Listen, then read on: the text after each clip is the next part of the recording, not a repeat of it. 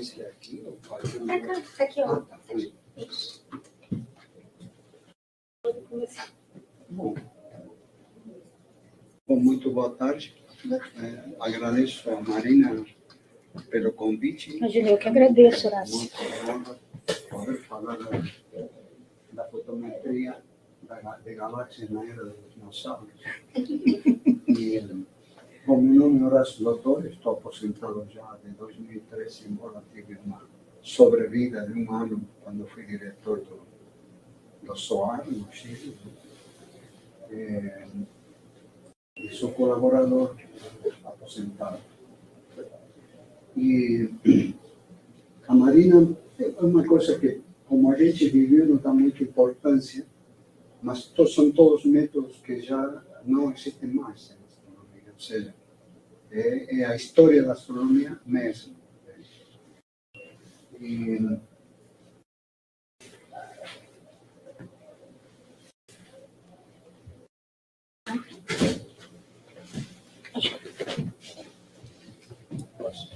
Eu sei o que é. Eu acho que eu tenho que clicar aqui. Pronto. Ui, voltar. Pode voltar, pode voltar. Deu. assim, um pouco das circunstâncias históricas. Obviamente, quando a gente fala de astronomia, tem que falar do hemisfério. A gente tem que ter todos os recursos possíveis no hemisfério norte em telescópios terrestres, não falo de telescópios no espaço. E não serve para nada porque não dá para observar o hemisfério sul. Então, no hemisfério sul, até os anos 60, a década de 60, estou falando, 60 anos atrás, 50, 60 anos atrás, existiam 3 observatórios com recursos, digamos, modernos. O Sudáfrica, Austrália e Argentina, em Córdoba especialmente. Tinham outros telescópios, mas isso. Então, eu vou me referir a esse entorno. Né? Em particular, o Observatório de Córdoba, que é onde eu comecei a estudar. O Instituto de Matemática é muito difícil. Muito bem.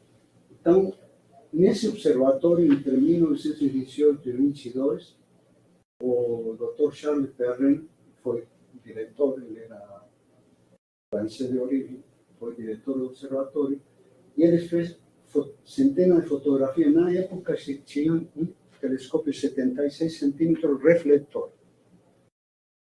Em La Plata existia um de 70 centímetros, mas era refrator. Então, os lentes sempre introduzem alguns problemas na transmissão da cor da luz.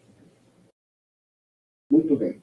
Dessas centenas de galáxias que fotografou, o arquivo ainda existe, obviamente, e ele não publicou tudo em uma forma compacta, ou seja, em algum catálogo, coisa assim, salvo alguns casos específicos no Monthly Notices da Royal Astronomical Society. E então, o primeiro relevamento compacto publicado que se fez foi de Vauquelin, né, que é um astrônomo francês, em 56, que é o Cyber Reynolds, que está no Commonwealth Memories desse ano, 1956. Em 1963, vocês sabem o que é a lei de Cersei? Já estudamos? Vocês sabem, a graduação não. Bem, é uma lei de distribuição de brilho das galáxias, que engloba todos os tipos de galáxias.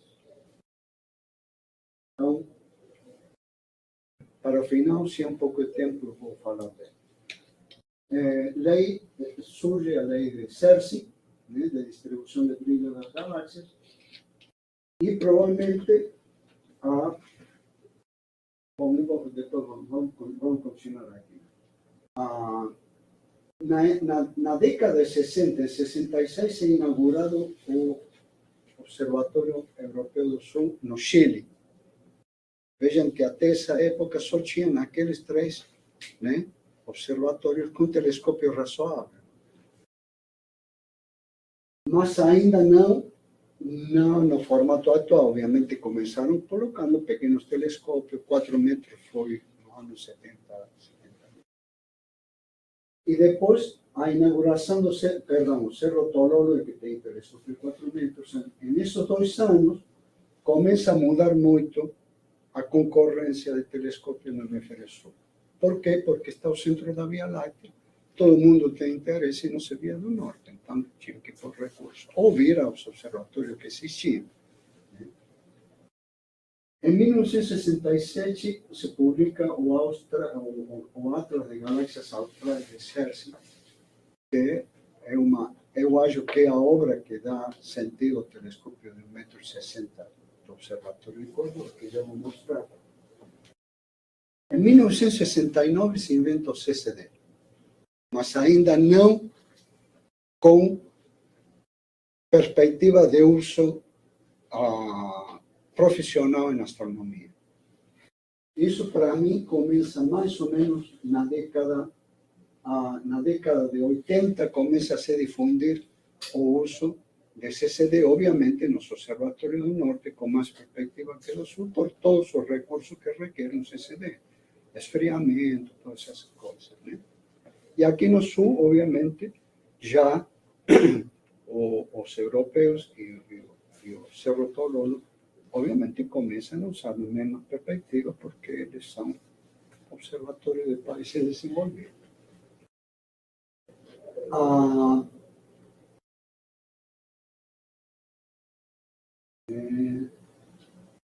Estamos. Ok.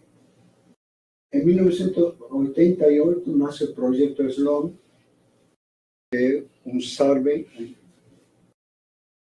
digital do Céu do Sul, que começa a trabalhar em 2000, ou seja, as primeiras observações são realizadas aí nos 3 anos finais da década de 90 e até hoje é usado, é um recurso fantástico. E eu diria que aí é quando realmente começa uma questão massiva de uso de CCDs com perspectiva de grandes áreas do céu, não fotografar uma pequena galáxia, que obviamente já os outros telescópios existiam. Muito interessante, eu acho que a inauguração do telescópio de nova tecnologia do ESO, que tinha a primeira ótica adaptativa em 1989. 1989, certo? 36 anos. O telescópio era o mais moderno que existia, toda a cúpula rotava, era automático e tinha, obviamente, detectores CCDs.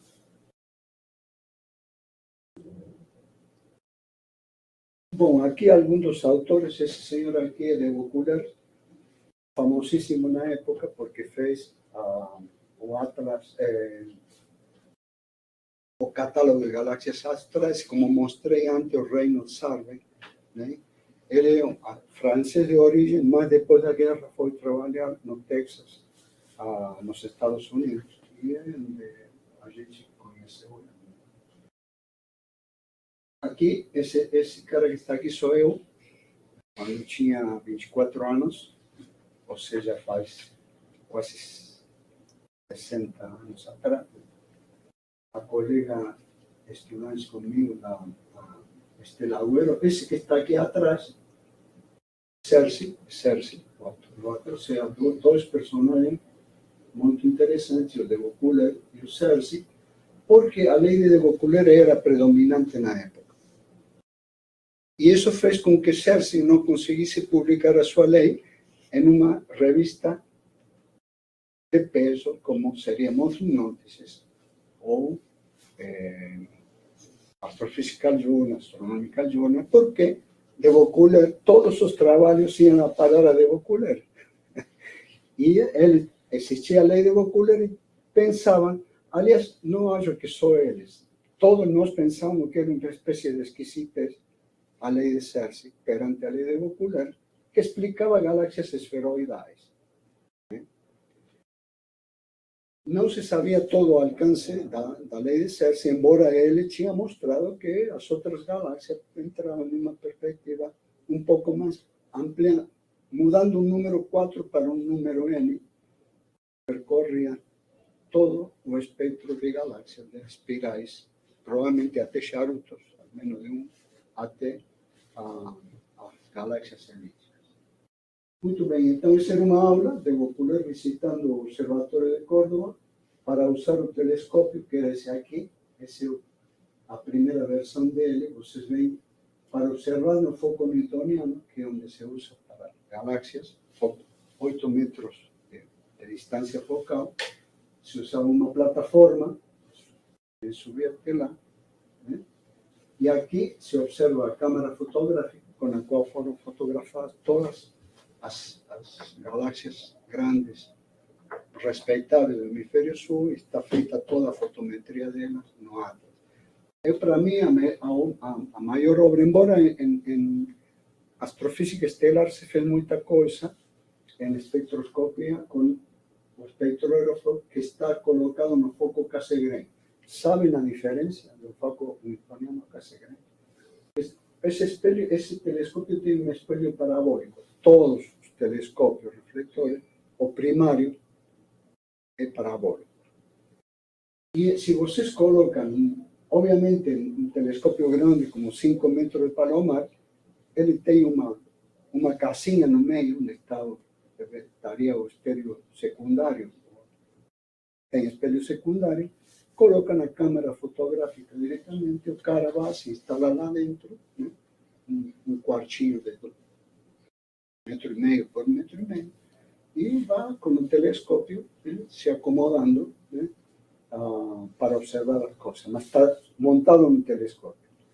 Um telescópio menor como esse, você não pode fazer isso, né? Então tem que tirar o foco com um espelho diagonal para o lado e fotografar aí. Então tem que subir até lá e se faz com essa plataforma. Muito bem. Qual era o procedimento? Deixa eu perguntar, é um newtoniano aquilo ali. Sim. Tem que subir, então, mas como é que faz? Então você só pode apontar para o zênite? Não, não, como é não. que, porque senão como é que sobe da plataforma? Você acompanha e a plataforma vai ser porque ela pode... Não, a plataforma está pendurada independente do telescópio. Tá. A plataforma sobe e desce e gira, porque está pendurada é independente. Isso, independente do telescópio. A plataforma independente do telescópio. Aqui não se vê, aqui está a plataforma. Tá. Então, ela sobe e gira junto com a cúpula, acomodando qualquer posição do céu. Muito bem, aqui coloquei um pouco esse slide provavelmente teria que estar um pouco mais tarde, mas vamos lá. A astronomia é uma ciência conservadora, a vez que revolucionária. É incrível, né? Mas nós continuamos usando, agora cada vez menos, né? Mas a escala de magnitudes. O que é a escala de magnitude? A escala de magnitude foi feita por Hiparco 200 anos antes do nascimento de Cristo, né? Dependendo do calendário, podem ser 195. Bem, ele, na magnitude, ele dividiu os brilhos das estrelas do céu em magnitude 1 a 6, onde 1 é o mais brilhante, ou seja, o mais importante, é o primeiro, né? 1 é o mais brilhante e 6 é o menos brilhante, seria o limite de detecção do olho. Qual olho? Bom, no caso do Hiparco, porque cada olho tem um limite distinto, mas tudo bem, essa é a divisão que ele fez. E no brilho 1, ele incluiu estrelas com brilho muito diferente, de Sírio, que tem hoje, na escala moderna, menos 1,5 magnitude de brilho, alfa do Cão maior, e Bellatrix, Alfa Orionis, que tem mais 1,4. Ou seja, un intervalo razoável com a escala que vamos a ver agora.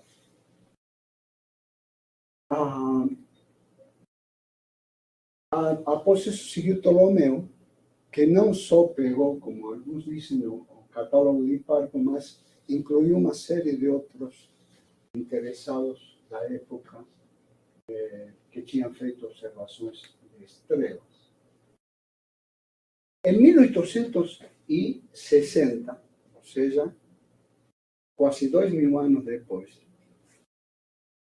estes dois físicos, ou engenhos físicos seriam alemães, descobrem que os sentidos respondem logaritmicamente a um estímulo variável. Os sentidos, em geral, podem ser visíveis, os mais notáveis, e audíveis. Tá? Ou seja, se vocês incrementam um som com algum aparelho de medida confiável em um fator 10, o ouvido não vai escutar ou sentir um estímulo 10 vezes mais intenso. Para ele, para o ouvido, cresce logaritmo de 10 vezes uma escala, K, um fator de escala que pode ser de 1, 2, 3, 4, que for. Essa é a lei fisiológica de Weber-Fechner.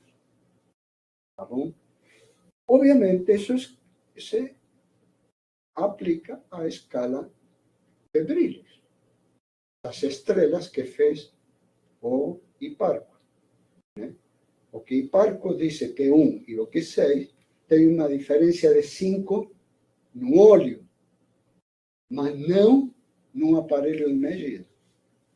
Isso começa a ser importante quando começam a ser usadas as chapas fotográficas na astronomia, que é antes do início do século passado, 1870, 1870.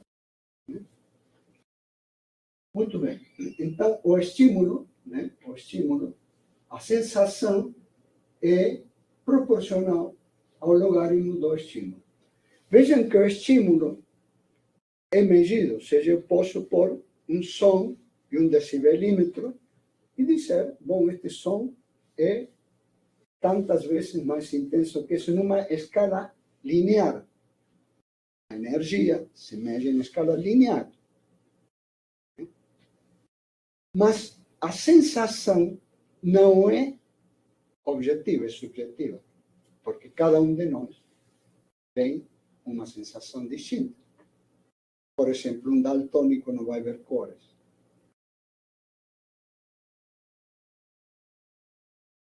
Essa escala para a astronomia, modernamente, se deu da seguinte forma. A escala de magnitudes é menos 2,5 logaritmo da intensidade do brilho. Para quê? Para que a diferença entre a estrela mais brilhante do céu, o objeto mais brilhante do céu, e o menos brilhante seja 100 vezes. Por isso se usa o fator 2,5. Tá bom? Como era de 1 a 6, aqui vocês têm essa diferença. Muito bem. Então, agora vamos saber o que era um procedimento fotográfico. Ou seja, quando a gente chegava, como vocês aqui, você era aluno, ia ter que fazer um procedimento. O que aprendia? Um procedimento. Na astronomia, ou em toda a ciência, no laboratório, é importante ver a escala de procedimento quando alguém vai fazer alguma coisa. As placas eram guardadas em refrigeradores. Por quê? Porque o ruído térmico que influencia nos detectores como CCD queima as placas, escurece as placas. Se você deixa uma placa a temperatura ambiente, ela, naturalmente, está submetida a uma planckiana com a temperatura ambiente. E isso produz fótons que queimam a placa. Vão queimando ela. Se você daqui a pouco deixam uma placa um mês, tiram a placa e é muito mais escura de quando. Então, tirar o refrigerador, deixar em temperatura ambiente por um tempo, por umas meia hora, uma hora. Né? A gente tirava as placas e a janta voltava e continuava com isso. Carregar a chapa fotográfica no chassis. Dentro do quarto escuro, obviamente não posso tirar uma chapa fotográfica aqui, com toda essa luz, porque vai velar a placa. Então, na escuridão, se pegava, já tinha o procedimento na cabeça, colocava no chassis, embrulhava ou botava numa caixa escura, levava ao telescópio, todo o ambiente do telescópio já estava escuro, ou seja, tinha que subir lá a plataforma, ir até a ponta do telescópio, colocar o chassis, apontar a galáxia que fora fotografar e lá vai o procedimento.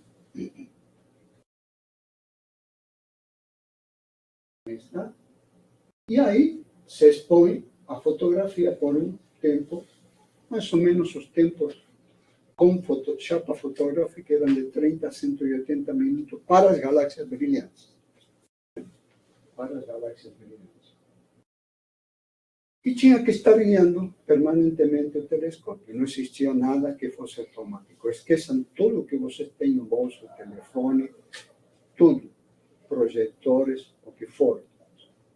Não existia comunicação com o exterior, era mandar telegrama, enviar telegrama, não existia nada. Tinha que submeter um trabalho, tinha que escrever em máquina, daquelas tac, tac, tac, tac. Se alguma letra saía errada, você tinha que corrigir, para não ter que escrever tudo de novo. E então, o final disso era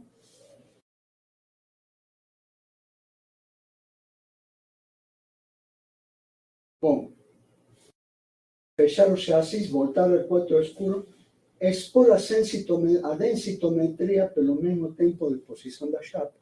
Se você expôs uma hora, a densitometria, que é o principal motivo dessa aula, que segue a continuação, né?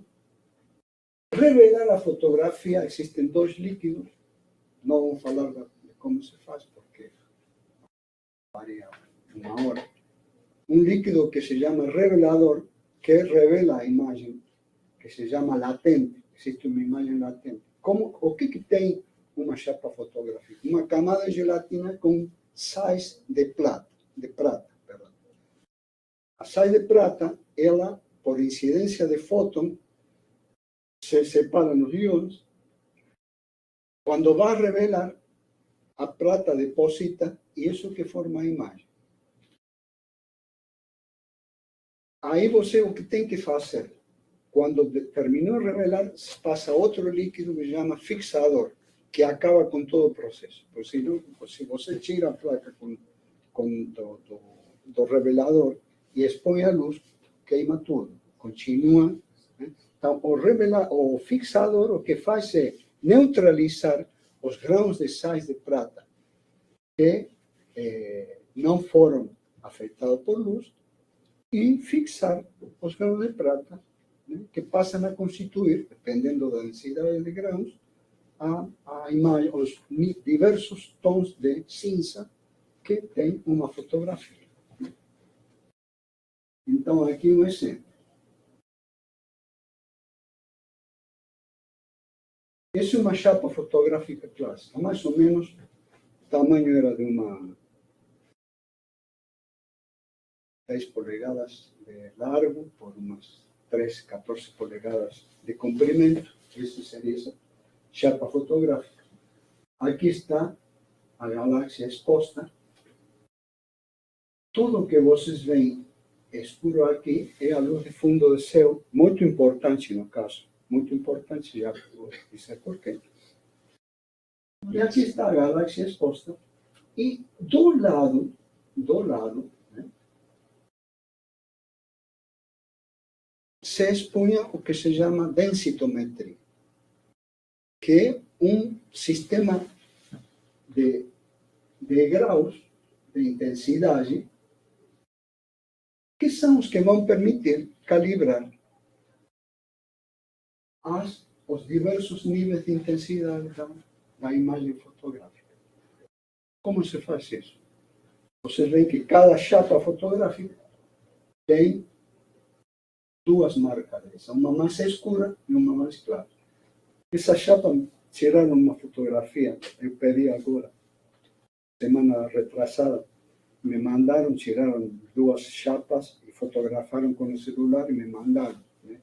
Então, provavelmente não respeita todos os degraus como uma chapa original, mas, em definitiva, se ve claramente que aqui existe uma série de degraus, né? E eso, a diferença de intensidade entre cada um desses degraus, no densitómetro de Córdoba era 1/4 de magnitude.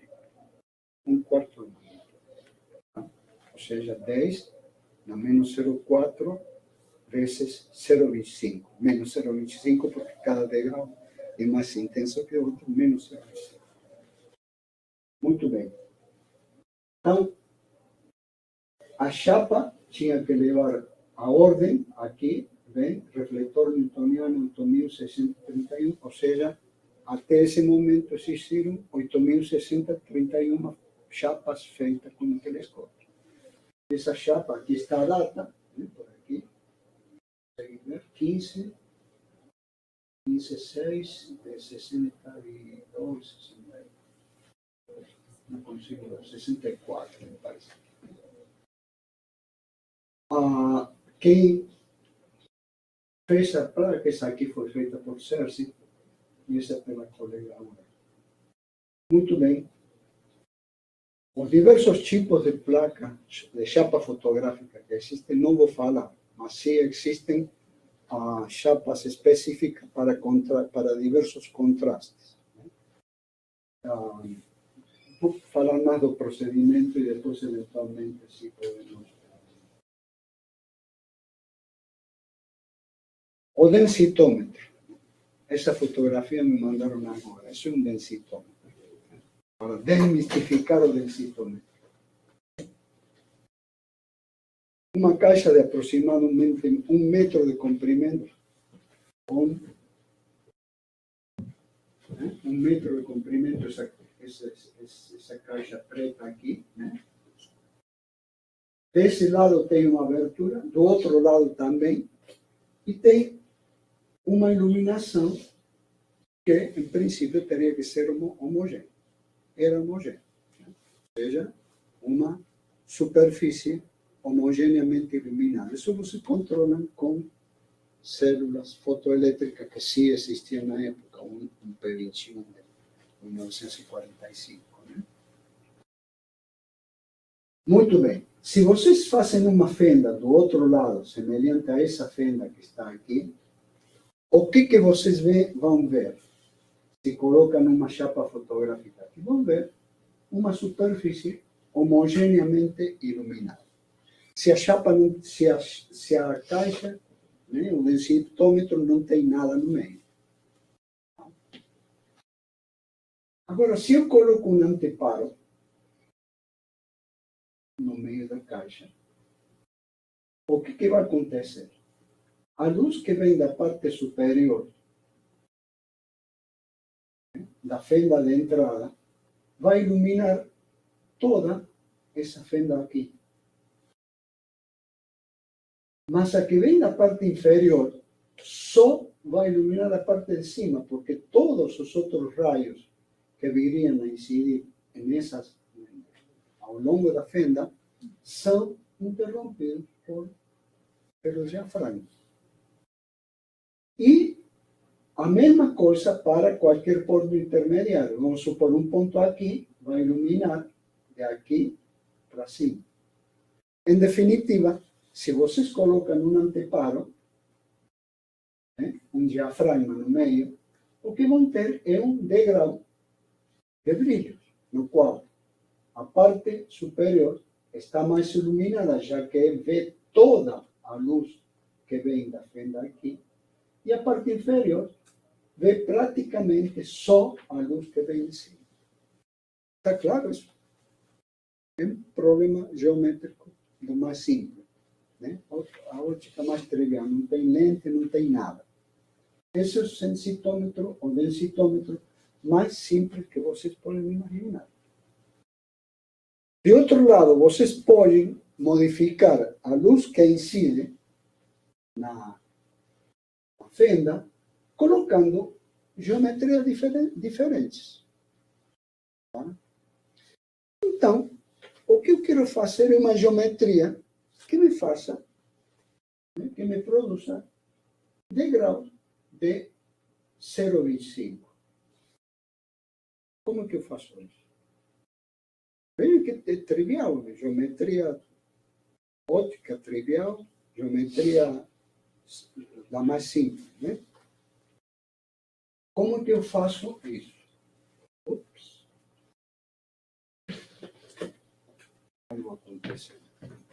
Aham, apareceu.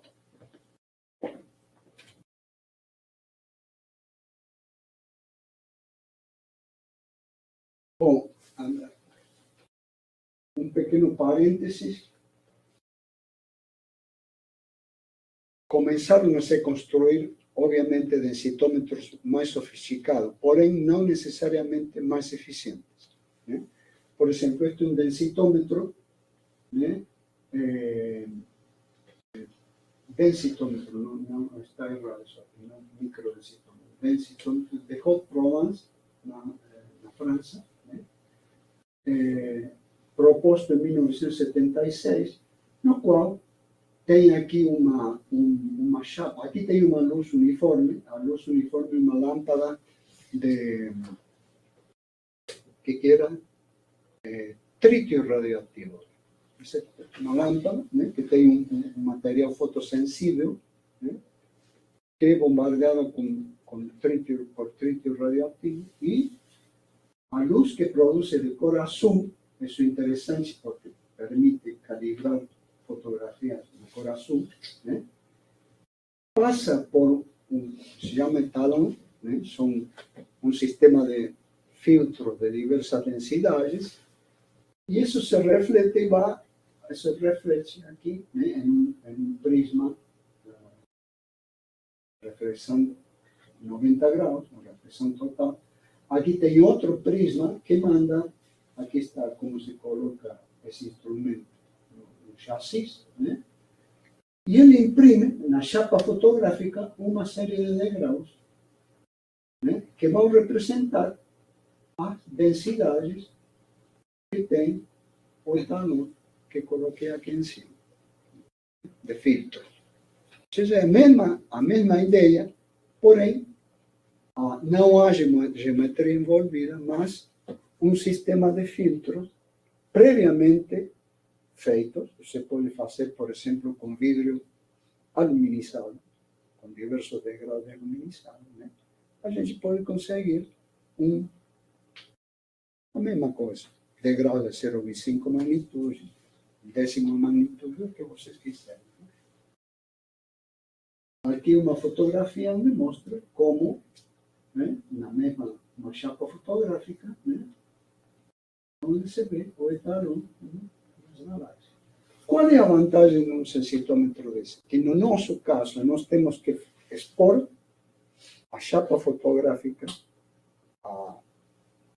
no céu e depois fazer uma exposição a posteriori, ou seja, não é feita nas mesmas condições, embora a gente procure que seja.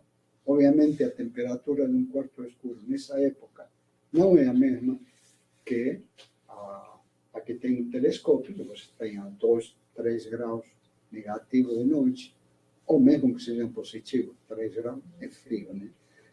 E no quarto escuro você nunca vai ter uma temperatura semelhante a essa, 18 graus, 20 graus. Então, a vantagem de um sensitômetro, de um densitômetro desses, é que ele está expondo a chapa fotográfica, a densitometria de calibração, as mesmas condições que teria, né? Que tem a fotografia da galáxia que vocês estão obtendo. Né? Muito bem. alguns problemas da chapa fotográfica, eu diria o maior problema. A chapa fotográfica não é... Existe uma lei que se chama de reciprocidade, que não vale na astronomia. Ela foi determinada no século XIX, finais do século XIX, obviamente nas condições da época, e se determinou que se você, o produto I vezes T, onde I a intensidade da luz e T o tempo no qual a chapa fotográfica é exposta, esse produto é constante. Quer dizer, se eu ilumino algo com uma intensidade 1 em qualquer escala durante 10 segundos, é a mesma coisa que fazer uma chapa fotográfica com 10 segundos de integração e vamos começar de novo. Ilumino com uma intensidade 10 durante 1 segundo, é o mesmo que iluminar com uma intensidade 1 durante 10 segundos. Isso na astronomia não vale. Isso descobriu muito posteriormente. Por quê? Porque os objetos são muito fracos e os tempos de exposição são muito longos. E nesse caso, acontece algo assim. A chapa fotográfica tem aqui nesse gráfico nós estamos vendo o logaritmo seria energia. Ou seja, soma linearmente energia. Isso é o logaritmo de energia em candelas. A coda aqui usa a unidade de candela. Vamos falar de unidade de candela, vocês podem ver o que é. E aqui você tem a densidade, né? A densidade, ou seja, o escurecimento produzido no luz. Essa relação é linear, né? Em um bom intervalo de intensidade de luz, mas por baixo de uma dada intensidade, não é linear. E esse regime é crucial em astronomia. Por quê? Porque nós temos sempre níveis de intensidade muito baixos e, se não expomos muito tempo, vamos estar trabalhando nesse regime daqui. E mesmo expondo muito tempo, as partes mais intensas das galáxias vão entrar no regime linear, mas as partes mais fracas não. E então a gente não tem como calibrar isso. Eu já tentei, muita gente tentou calibrar isso, mas é muito complicado. O melhor é fazer chapa de diversa exposição. Não era fazer chapa por diversos tempos de exposição para que tudo entrasse no regime linear. Muito bem. E aqui está, então, o que seria o sistema de janelas que eu teria que fazer para que a minha densitometria tenha degraus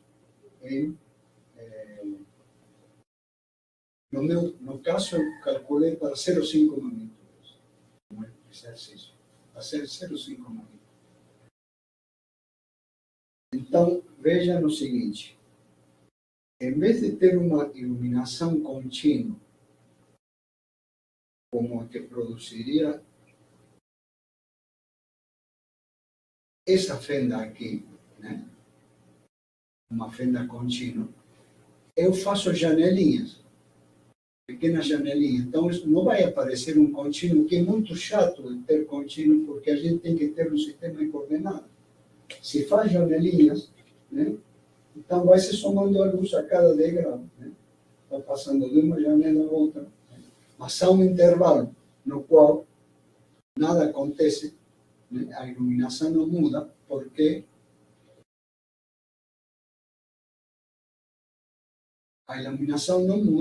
aqui não passa luz. Simplesmente nesse intervalo não passa luz, só passa luz pela janela. Então aqui nós temos a lei de brilho, nós temos o que soma, não é magnitude, mas intensidade. Eu posso somar energias, posso somar R, joule, mas não posso somar logaritmo disso. Faz sentido, né? Soma energia. E então, a intensidade é proporcional à área da janelinha, isso é óbvio, né? Quanto maior a janelinha, mais fótons vão passar. Se eu dobro, o dobro de fótons. Muito bem. Aqui o exercício é o seguinte. As janelas têm a largura igual, é óbvio. Né? A primeira condição que vocês vão ter para não ter dor de cabeça é fazer todas as janelinhas da mesma largura. E o que varia é o comprimento. E a intensidade da luz que passa por cada uma dessas janelas é proporcional à área da janela. Né? E agora vem o ponto. Eu estabeleço uma primeira janela que é meu padrão. É 1. Eu defino como 1. Se isso está a nível do brilho do céu, que se vê na chapa fotográfica aqui, bastante suja, o fundo do céu aqui, né? A nível do fundo do céu, vejam uma coisa interessante. Essa chapa, olhem no fundo do céu, como é. Né? É bem. Se vê a olho a diferença de brilho ao longo ou ao largo da chapa, né? Mesmo que aqui, que nessa aqui, é óbvio que aqui a sensitometria de cima deixou passar luz, foi descuidadamente colocada a chapa, mas essa aqui não. Essa aqui vejam que o céu está muito parelho e a sensitometria, essa seria a placa ideal, uma chapa fotográfica bem exposta. Essa aqui dá para usar, né? Porque a gente não quer 2 vezes um telescópio para fazer a mesma coisa, senão teria que jogar fora. Muito bem, então como se procede? Lembrem que, por causa do anteparo que tem o densitômetro, essa janelinha aqui vai expor toda a densitometria. Por que tem 2? Porque se faz um truque, numa delas se coloca um filtro neutro homogêneo para ter um intervalo de magnitudes maior dentro da mesma placa. Então, na saída eu coloco um filtro neutro, faço 2 janelas e coloco um filtro neutro, então vai dar uma um pouquinho mais fraca, um pouquinho mais intensa, com a mesma exposição. Qual é a lei que tem que seguir as áreas? Isso colocamos aqui. Então, eu tenho uma intensidade inicial em 0, a qual eu vou somar no próximo degrau.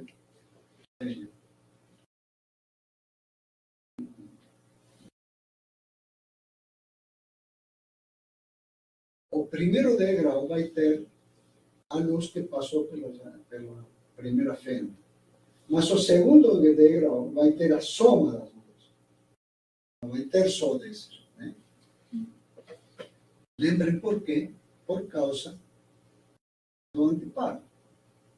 O anteparo, se vocês têm a primeira janela aqui, ela vai iluminar toda essa área, mas a segunda janela,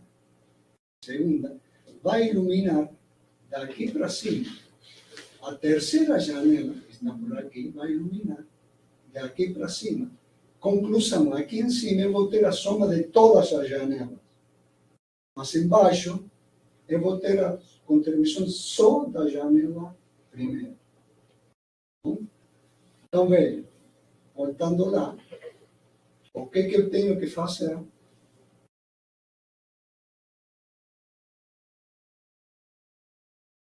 Então, a segunda janela qual é a área que tem que ter? Muito bem. O que eu tenho que fazer é o seguinte, eu estabeleci que quero fazer entre um degrau e o seguinte uma diferença de magnitude de 0,5.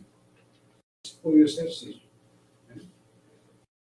Então, I1 mais I0 dividido em 0, porque 0 é a área da janela, é 10 na menos 0,4 delta M1. Delta M1 é esse quanto? Menos 0,5, porque cada brilho, cada superposição de janela, o brilho é maior, e o brilho na astronomia se mide ao contrário. Mede menos 0,5 magnitude é mais brilhante que 0. E 0 é mais brilhante que 0,5, tá bom? Então tem que ser menos 0,5, menos 1. O que é menos 1? Ou I0 dividido em 0. Então, a área da primeira janela, depois da padrão, digamos, é 0,58. A primeira era 1 centímetro, a segunda é 0,58. E aí vai, por diante. A terceira janela, que chamamos de 2, mas se 1 dividido em 0, tem que ser isso. Menos 1, o menos 1 aparece sempre por causa disso aqui. Né? E aí vai. E 2 sobre 0 vai ser, coloquei o detalhe da menos 1, menos 0,58, né? A área 2 vai ser quase igual à área da primeira janela. A área 2, que seria essa aqui, né? Vai ser igual à área da janela 0. E aí vai pela frente. Continua, né? Continua. A A3 vai ter um 47. Vejam que isso é totalmente arbitrário. Se eu coloco 1 centímetro, então tudo isso vai estar em centímetros. Se eu coloco 1 metro, vai ser um densitômetro gigantesco, mas é todo em metro. Então está absolutamente arbitrário. Né? Para o qual serve a primeira janela. E então, aí vocês vão. A 4,231, a 5,369 e a 6,585. Isso é porque os brilhos se somam nos diversos degraus. Tá? Então, aí vocês têm um fotógrafo. Vocês podem ir em casa, ter uma caixa de qualquer coisa que tenha lá e fazer um densitômetro. Serve para calibrar. Se vocês têm uma vela padrão é uma lâmpada da qual vocês sabem que a energia produz. Vocês podem calibrar todo o sistema em MKS, ou CGS, o que for. Na astronomia, aparentemente, não foi necessário ter. Não, na verdade, sim, né? Porque praticamente quando se calibrou Vega com fotômetro fotoelétrico, então já se pode trabalhar, né?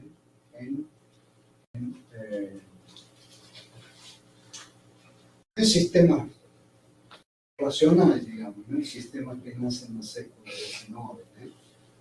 Em vez do sistema que nasceu 200 anos antes de Cristo.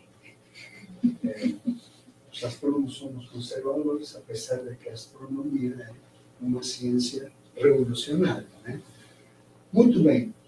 Não sei se ficou claro? Tudo isso, veja, era feito caseiro, né? Ou seja, nós fazíamos, o importante é que nós podíamos fazer isso. Nós não podemos fazer no CCD agora. A gente tem que comprar. A chapa fotográfica, não. A gente comprava a Kodak, né? E esse aqui era o sofredor, o microdensitômetro. Uma vez que tudo isso estava feito, então a gente teria um bocado de tempo com esse bicho aqui. Por quê? O microdensitômetro, é bom que nós tínhamos um microdensitômetro, você não podia fazer nada.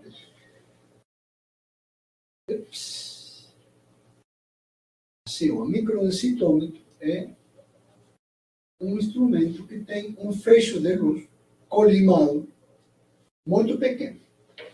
Ou seja, algo muito pequeno, o que é? Pues um décimo milímetro, a fração de décimo milímetro.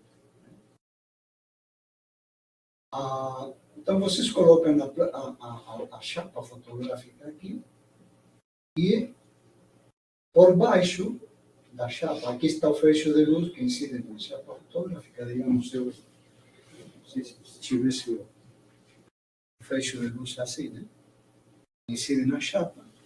E embaixo tem uma fotomultiplicador que transforma por efeito fotoelétrico, né? A luz que incide em um sinal elétrico e proporciona ao número de fótons que incide. Então, você está medindo diretamente a densidade. E o que se faz? Como a área da galáxia, da chapa fotográfica, é uma coisa extensa, né? Então, a gente fazia perfis. 30, 40, 50 perfis, dependendo. E isso era muito devagar. Menos no Rio. No Rio Alguerese era relativamente devagar. No ESO, no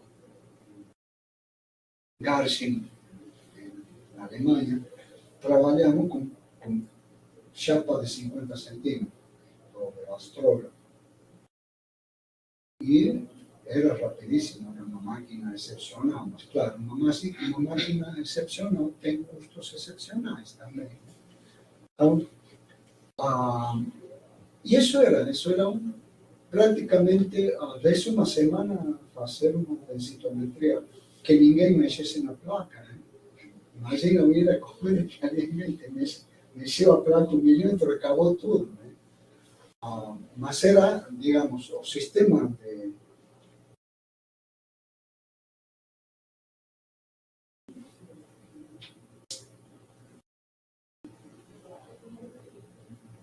todo o sistema bem sólido, né? Bem sólido. E aqui estava o rolo de papel, né? Onde se perfilando cada uma dessas passagens. E o resultado, eu não tenho um perfil de galáxia, mas de um espectro. A Miriam usou muito, né? Nos núcleos Cersei Pastoriza, né? Um espectro, diversos espectros, né? Onde são cortados e se ven as diversas linhas espectrais para identificar. Horácio, tinha evidência desse citômetro aqui no departamento, porque tem as placas ali do ESO. Como que se analisava isso? Não tínhamos. Não tinha aqui? Não, a única, compramos a chapa do ESO, mas não. Essas são de Córdoba. Esse Hilger estava em Córdoba. E como é que fazia medida nas chapas que tem aqui? Porque comprou as chapas, mas como é que fazia medidas? Nós compramos a chapa porque era possível. Há um procedimento fotográfico que eu já vou mostrar, que já me foi Sabater, que a gente pode fazer isso em densidade sem isso. Tá. Mas nunca pensamos em fazer isso. Era ter o registro, né, para ver nuestro grupo de galáxias, coisas assim. Para estudar futuramente, a gente pode. Assim está uma cópia de plástico. Né? Eu levei eles para verem. Eu não sei se... Eu levo vocês depois, eu levei a turma de observacional, eu levei para ver ali no... Agora a gente pega qualquer coisa no computador. Pois é. Eu curto mais que vocês, porque imagina, para mim, cada coisa que aparece são 10 anos a menos, eu estou ficando velho. Mas o último trabalho que publiquei com inteligência artificial faz tudo, todos os scripts possíveis. Qualquer coisa que pensa, vai, faça o script e faz tudo. Programar para mim é feroz, é terrível, né? Então, com o ChatGPT, a gente faz os scripts, e o outro não é tão bom, o chinês não é tão bom para escrever.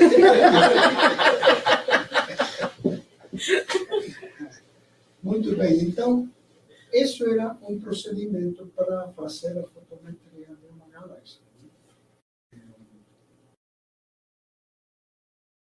E agora um dos problemas da chapa fotográfica, o problema da exposição. Vejam, eu copiei este trabalho, vejam que ele é de 79. Estava já inventado o CCD a tempo, ou seja, estava a discussão sobre se o CCD ou a chapa fotográfica. Obviamente que a visão de futuro era os detectores eletrônicos. Sem dúvida, a gente sabia, por causa das fotomultiplicadoras, nós tínhamos aqui um fotômetro muito bom, né? Com o qual fizemos vários trabalhos. O Cati fez, primeiro autor, um trabalho sobre o cometa Halley, e diversos outros trabalhos. Muito interessante. O fotômetro era muito avançado do ponto de vista eletrônico, todo desenvolvido aqui. Né? Muito bem, mas vejam o que diz aqui o sujeito. Após ver o seu obituário num jornal, Mark Twain comentou que os rumores sobre a sua morte tinham sido um tanto exagerados. E isso é para dizer que, dessa forma, acontece com as fotografias astronômicas. Né? Ou seja, todo mundo vai com que vão os novos detectores eletrônicos, tudo isso. Mas, obviamente, tinha recém 10 anos, 20 anos depois, já não havia dúvida de que a superioridade. Porém, para campos grandes, eu trabalhei na ESO, na chapa da ESO, até, não sei, 2000, acho que foi, pouco antes da vida. Muito bem, mas uma das coisas interessantes desse trabalho é sobre avanços na fotografia astronômica de baixo nível de luz, que é o que acontece conosco. E o grande problema da chapa fotográfica, mencionei antes, era esse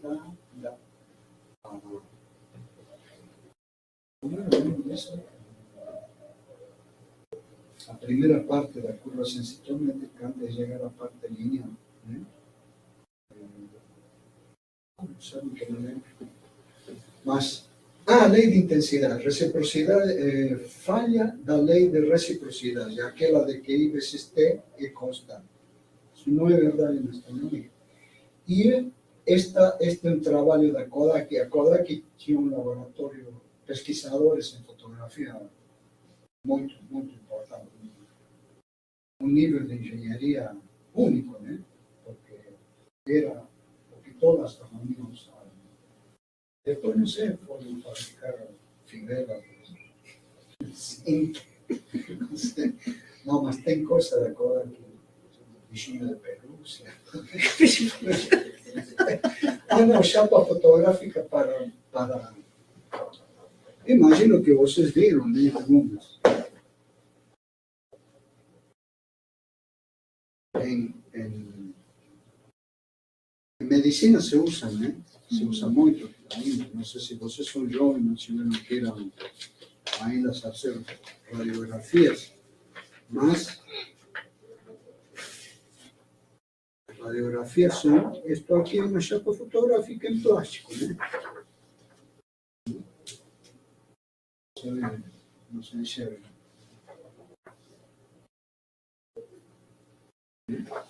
Levantar um pouco mais, acho que faz a sombra ali no...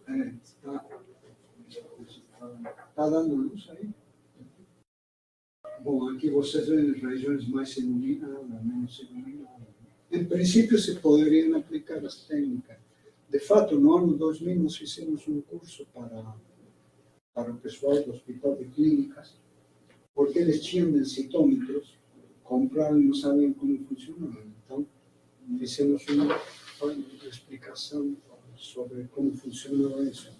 Mas a chapa fotográfica de astronomia era mais ou menos a metade disso aqui. E em vidro. Por que em plástico não pode ser? Porque o telescópio se movimenta ao longo da noite e a ação da gravidade, mesmo que vocês fixem muito bem, o vidro é um substrato muito mais eficiente que o plástico para essa coisa. Muito bem. Então, como está no tempo? Tem tempo? Né? Tem meia hora. Hã? Tem meia hora. Até as 3 aí, eu acho que depois eles podem ter aula. Meia hora. É. Então, aqui a falha da lei de reciprocidade. Veja, aqui está sempre em logaritmo, em escala logarítmica, ou seja, cada deles tem um fator 10. É logaritmo decimal, não é natural. A lei de Fechner é logaritmo natural, não é decimal. Embora você pode mudar a constante e fazer de um ao outro. E aqui o logaritmo da exposição, né? Em candelas por segundo. Ou seja, este eixo é candelas, unidade de iluminação, por segundo. E esse aqui é candela metro, ou seja, é a densidade de fluxo que sai da fonte padrão. Né? Então, aqui um tipo de chapa fotográfica, 2O, a primeira curva. Aqui os tempos de exposição, vocês veem, né, como o tempo de exposição para iluminações muito baixas muda para obter a mesma densidade fotográfica. É notável, um fator 10. E aqui um procedimento, a Kodak, na década de 60, lançou uma série de chapas que levavam sobre o nome da chapa original. Esta chapa é sensível ultra rápida, sensível à luz azul. Ou sensível à luz azul, o 2 é ultra rápido. E essa letra A que agregavam aqui era um procedimento de hipersensibilização que se fazia sobre a chapa. Mas não fazia nele nada. Isso tem que ser feito pouco antes de expor a foto, a chapa fotográfica, a fotografia que a gente queria fazer. Né? E essa hipersensibilização ou era química, em geral era química, que nós fazíamos era química. Não vou entrar no detalhe. Mas vejam como os caras tinham conseguido, né? São todos processos eletroquímicos que acontecem dentro da China, da chapa fotográfica. Como tinha conseguido melhorar, né, a performance de um mesmo tipo de chapa fotográfica com esses processos de hipersensibilização. Muito bem. O efeito Sabater, eu acho que foi o único cara que usou o efeito Sabater calibrado. Ninguém sabe o que, então vocês vão ter a premissa do efeito Sabater. Aí por 1968, mais ou menos, Cerci chegou ao observatório a publicação de Tautenburgo, um observatório que estava na antiga Alemanha Oriental. Tinha uma câmera Schmidt muito bem feita, porque eles, dentro da Alemanha Oriental, estava Zeiss, original, ou seja, o cara tinha uma ótica de altíssimo nível. Ainda tem, né? Só que agora Zeiss é Oberkochen, que está, a Alemanha está unificada e a Zeiss foi a Oberkochen. Oberkochen é a cidade. Muito bem. Esses caras estavam usando um processo que se chama de pseudo-solarização. Vejam que interessante. Eu comentei que vocês fazem o processo de revelado na chapa fotográfica. Depois da exposta, passam ao líquido que é o revelador, né? Aí fica 5 a 10 minutos. Então, os tempos estavam estipulados, mas não era muito mais do que isso. E depois passa no fixador. Esse processo de pseudo-solarização foi descoberto no século XIX. E consiste no seguinte: quando vocês estão, como descobriram, não sei, e esse Sabater é o cara que descobriu, e esses caras de Tautenburgo, Richter e Hawking, usaram pela primeira vez. Vocês passam em vez de revelar, digamos, 10 minutos a chapa fotográfica, o que vocês fazem é cortar o revelado antes, dá um flash de luz muito intenso e imediatamente passa na fixação. E o que acontece quando fazem isso? E fica tudo escuro. Fica preta a chapa, não? ficamos loucos nesse processo, até que descobrimos que estava certo o que estávamos fazendo. Fica todo escuro, salvo em determinados níveis de intensidade de luz. Vou botar uma foto legal, a ver se tem aqui mesmo. Bom, essa já está trabalhando, mas isso é o resultado. Deixa eu voltar aqui dentro dos minutos que nos restam. Aqui, ó. Você revela essa chapa. Imagina que esse revelado levou 10 minutos. Então, o que vocês fazem, isso é todo prova e erro, depois fazem tabelinhas para que dê certo. Né? Vocês revelam a chapa até a metade. Como fica a imagem, não sei, porque você não vê nada. Mas então, você dá um flash de luz muito intenso. Obviamente, escurece tudo, mas nem tudo escurece. Escurece tudo menos uma linha. E essa linha corresponde a níveis isofotoides. Aí, cortando a revelado em diversos níveis, por exemplo, 4, 5, 6, 7, 8, vocês conseguem diversos níveis de microdensitometria. Incrível, né? Mas por quê? Mas, Por quê? isso se chama pseudosolarização e é por causa do seguinte.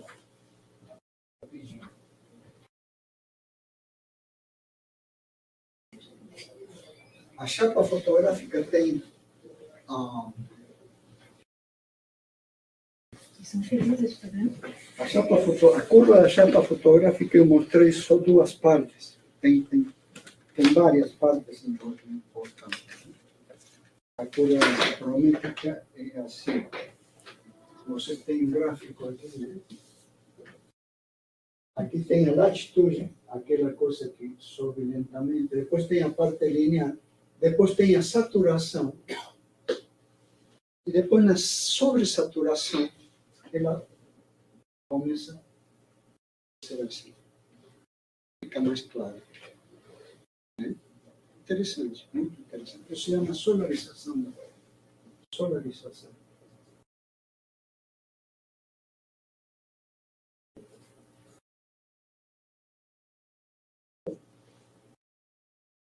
Bom, esse é o efeito que há aí.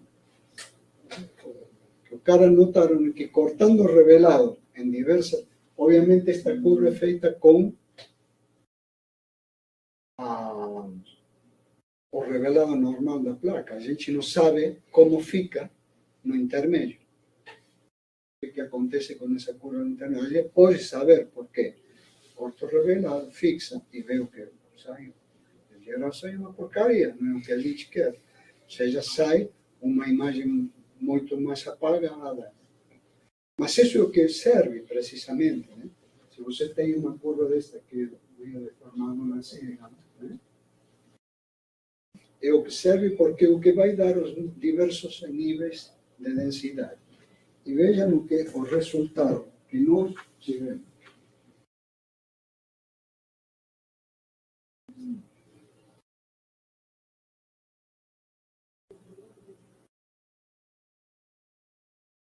Feito salvatia.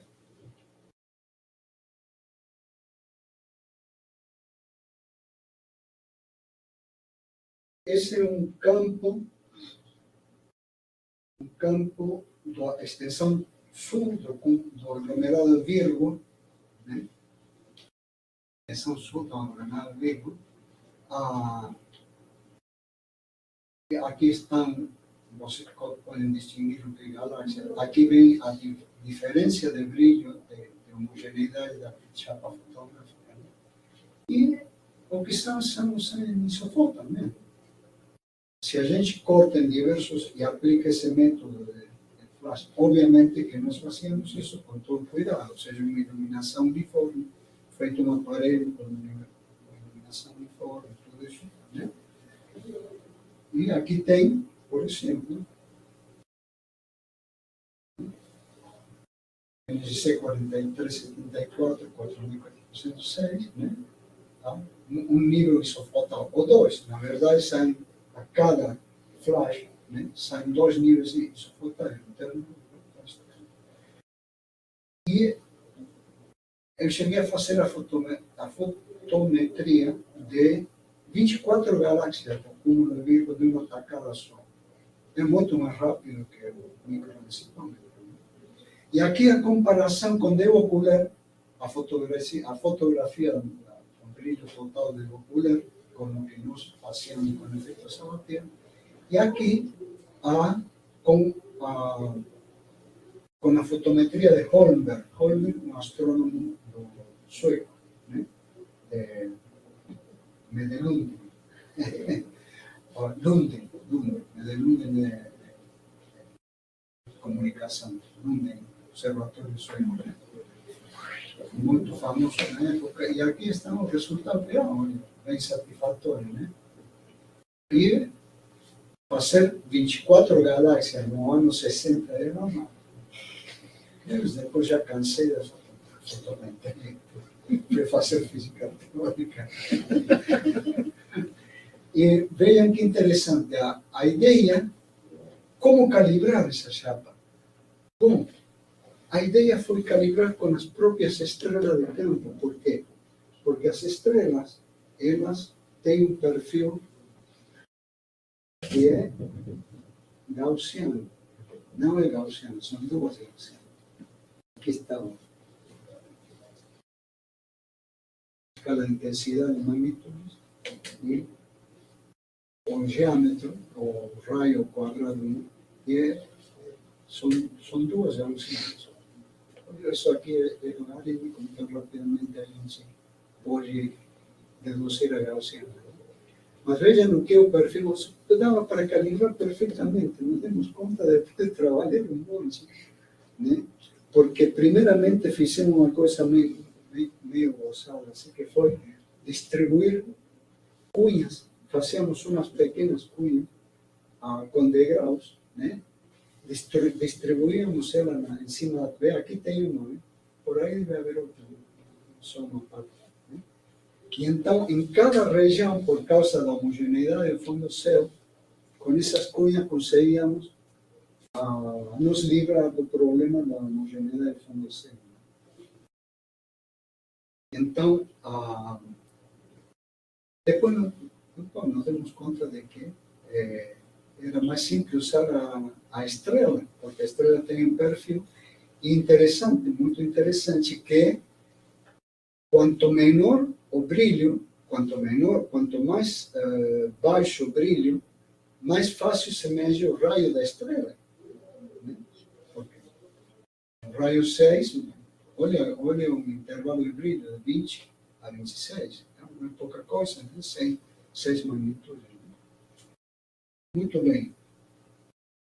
Esse foi o efeito Sabatier. Vocês sabem, são dos poucos que sabem que existe o efeito Sabatier. Publiquei no Astronomische Nachrichten da Alemanha. Nessa época, recém estava saindo o Astronomy and Astrophysics, que saiu nos anos 60. Nasceu junto com isso, o Astronomy and Astrophysics. Finalmente, eu vou falar de um trabalho que fiz aqui, mas não com fotometria fotográfica, já com CCD, com o ITA, Instituto de Ciência e Tecnologia de Alimentos. Porque, se a gente tem a mente aberta, nota que, inclusive, a astronomia pode dar grandes contribuições. Né? Essa foi uma contribuição. A ideia era, bom, minha esposa é do ITA, né?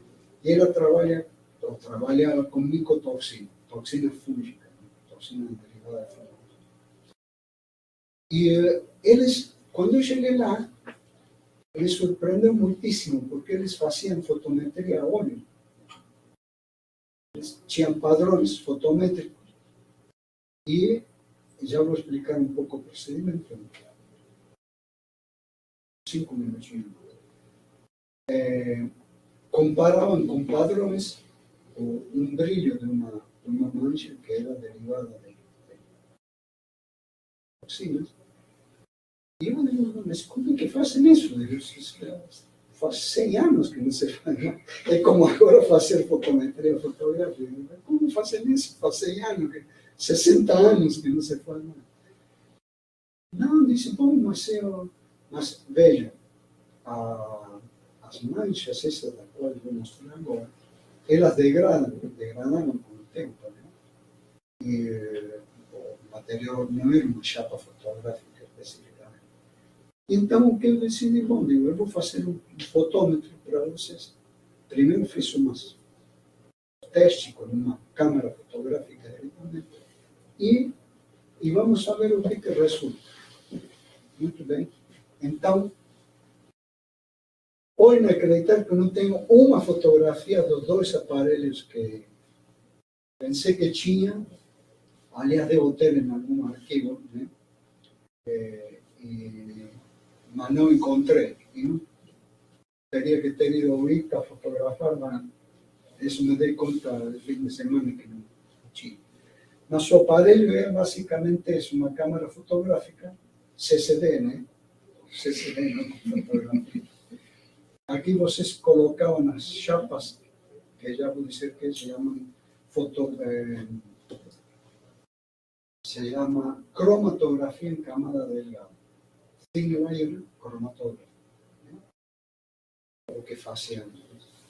E, então, a ideia é que essas chapas cromatográficas, elas revelam se há alguma coisa por fluorescência. Vocês iluminam com luz ultravioleta e então, se há algum depósito de uma toxina fúngica, ela se revela porque tem fluorescência por incidência de luz ultravioleta. Então, o que fez foi isso. Foi uma fonte de luz ultravioleta, né, que incidia na chapa que estão colocadas aqui no meio dessa janela veneciana, né, que já vou dizer para que aí é uma chapa, né, iluminava e nós fotografamos a fluorescência aqui em cima. E essa janela, para que são? Para evitar o reflexo. Uma janela veneciana, você sabe, se usa para espelho de dentro para fora, está de fora não vê nada. Né? Então, a luz que não incide diretamente na chapa cromatográfica que está aqui, né? Ela desvia para o lado e entra em uma araponga, né? Em uma araponga que é produzida pelas laterais, que são todas pretas, né? Tinta preta fosca, e essas lâminas. Toda a luz que vem para o lado fica aqui, é absorvida pela tinta preta, e então a luz que incide diretamente na chapa cromatográfica é a que produz fluorescência e nós fotografamos aqui em cima. E o resultado é isso aqui, ó. Aqui você tem os padrões. Como é que se produz isso? Os padrões, eles vêm caríssimos. Não me lembro quanto custava uma grama, era como $1000. Por ser louco. Caríssimo, caríssimo. Claro que a gente usa miligramas. E a chapa cromatográfica, ela funciona por capilaridade. Né? Tem uma espécie de gelatina e a gente pinga, dilui os padrões que tem micotoxina, que vocês querem estudar, por exemplo, no caso de aflatoxina, que é muito difundido no amendoim do Rio Grande do Sul, ou do Brasil em geral, 90% tem aflatoxina. Né? E a saber quanta aflatoxina tem é importante porque é melhor não comer aflatoxina. Existe o que se chama ingestão diária aceitável, IDA, ingestão diária aceitável. Então, vocês podem determinar, né, se vocês comem 1 quilo de amendoim, quanto perto disso estão. Muito bem. E então aqui vocês têm, bom, então, vocês pingam esses padrões diluídos em diversas proporções, né? E então colocam, é muito interessante, vocês colocam a chapa, né, cromatográfica em um líquido, né, em um líquido iônico, que sobe capilarmente pela gelatina e atinge essas manchas. E aí se produz, você vê como uma corujinha, assim, né? Uma lágrima, né? Não posso entrar no detalhe, porque teria que estudar como era na época, me lembrava como funcionava a chapa cromatográfica, né? Mas o certo é que produz. Aqui, ó, vocês veem diversos níveis de intensidade, vocês têm aqui, estou agora sim feito com um computador, muito mais fácil, e vejam a quantidade. 2,4 a 12 nanogramas. O sea, nós podíamos determinar, ya se puede determinar agora, porque están ahí soltando, nanogramas. ¿Cuánto tiene? É 1 milionésimo de grama. Né? E então, aqui vocês têm algumas amostras, né? Algumas amostras comparadas com padrões. Né? Esses padrões estão calibrados a partir disso. Isso saíram 3 mestrados, 2 doutorados e não lembro se eram não, 10 publicações, que hoje estão pelas 300, 400 citações. Tem um trabalho que é muito citado ainda, tem 100 citações. Juliane Welk. Muito bem, era o que tinha para dizer. Espero não termos aborrecido. Se tem alguma pergunta.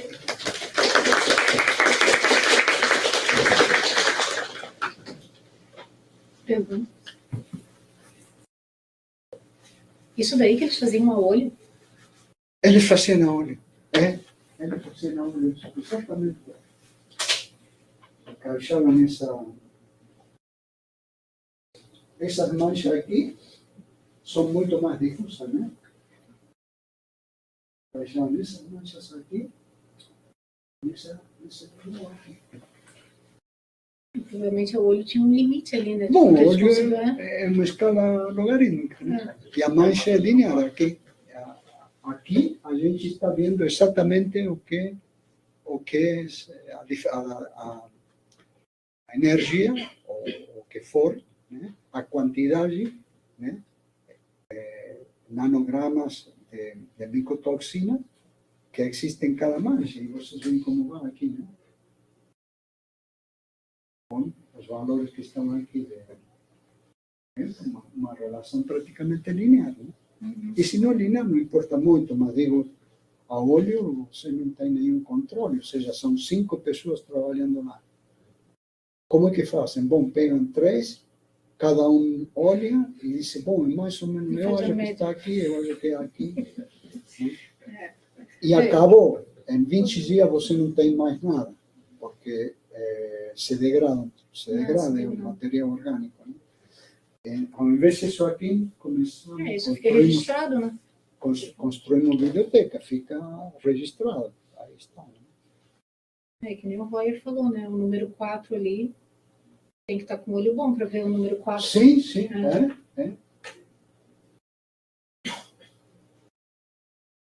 Porém, tem um programinha da NASA que era livre, para não usar Aira, porque comecei a usar Aira, não sei, um terror, né? Digo, não, digamos, é como pescar sardinha com um porta-aviões, digamos, alguma coisa assim. Tem o programa, esse não me lembro como já, viu? Não me lembro, mas está, é público. E é simplíssimo de usar. Né? Para fazer tudo. Isodensidades, um monte de coisas. ¿Por qué no me lembro? Porque ya pasaron 15 años. No está citado aquí. É um programa do aliás, estimulado pelo governo dos Estados Unidos. Eles difundiram por causa do médico, né? Os astrônomos temos tempo para perder com aéreos, mas o médico precisa uma coisa mais prática, né? E isso foi... Porque, claro, ele veio a Aira, porque estava usando Aira, claro. Pois é, não, agora eu queria saber o nome disso Sim, daí, porque sim. Eu vejo o trabalho... é dor e sofrimento, Aero. Sim, sim. Provavelmente em astronomia é necessário usar Aira. Ainda não tem, que nem ele que detesta, porque eu ainda não tenho uma boa alternativa. Eu não sei se tem algum programa que faça tudo que o Aero faz. O MAIDA dos europeus, mas o Aira não sei superior. O que acontece com o Aira é que começou a ser feito há 35 anos, né? Pois é. Então as coisas mudaram muito, mas a Aira tem que se melhorar, não se pode trocar porque tem que ter uma revolução, digamos, né? Pois é. Mas é um final, quando a gente aprendeu já é nem injeção, né? A gente já levou.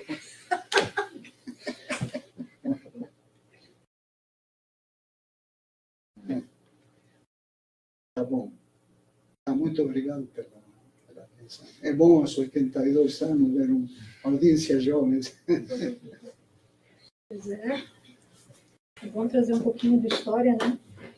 Depois eu vou espiar ali o Atlas. A gente quer espiar, elas espiarem o Atlas do Cersei. Cersei. A Miriam, este é da Miriane, né? Acho que ele não pode levantar, né? Deixa eu só... Não, pode vir.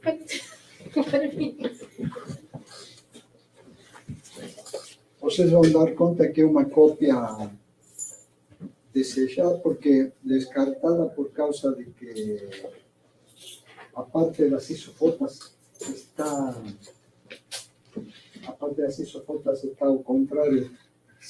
Aqui se lê desse jeito.